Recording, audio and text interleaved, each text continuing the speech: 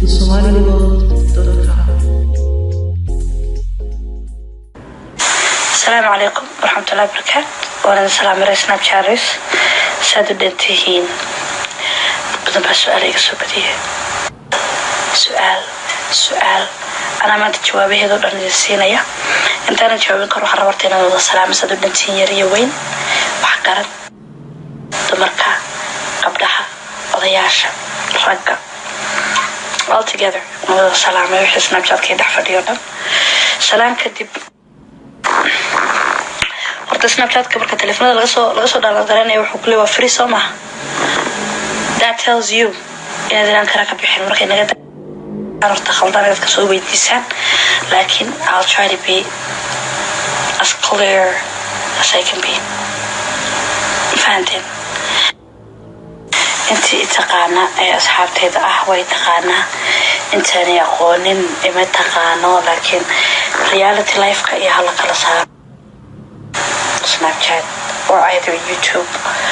Aniga heesaha aan qaado kuma saleysna noloshayda, no kuma saleysna way jiraan heesa aniga Hodan Cabdiraxmaan ahaan aan jecelahay oo baanadu ila yimaadaan ama banku ila yimaado heesta tashadeen si wareysigeena clear baan uga hadlay.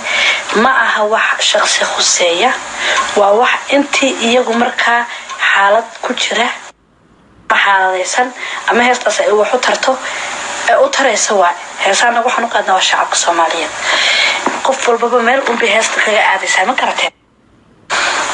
laakiin aniga dadku waxay ku sifeeyaan ninkayga aabihi dhow isagaana Xuseen dad bini'aadan naqaan.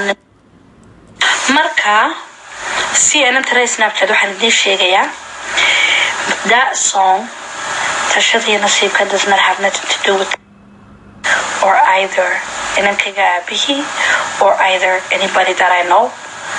heestaas waxay ku socotaa reer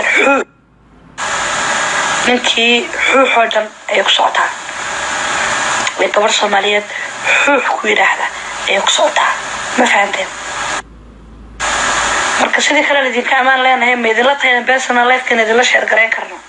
never and never and never and ever. sida kale idinka hadlo. ma fahanteen? marka waxaan idin leeyahay ummadda Soomaaliyeed xumaanta iska daaya, qaylada iska daaya, dhibka iska daaya. walaalta gabadh ma kaliya la diigo qosliisa waxay tiri walaal waxay tiri adigoo heesta soo qaaday iska daa, anigoo u daara, anigoo ama Snapchat iska soo galiyay bay tiri waxa lagu dhamaa ninkaaga wataa maxaad ka wataa ma ninkaaga istagaasheen Soomaaliya dhageysta hees waa reality life-ki heesta kala saara. intii su'aal u baahan maxay ahayd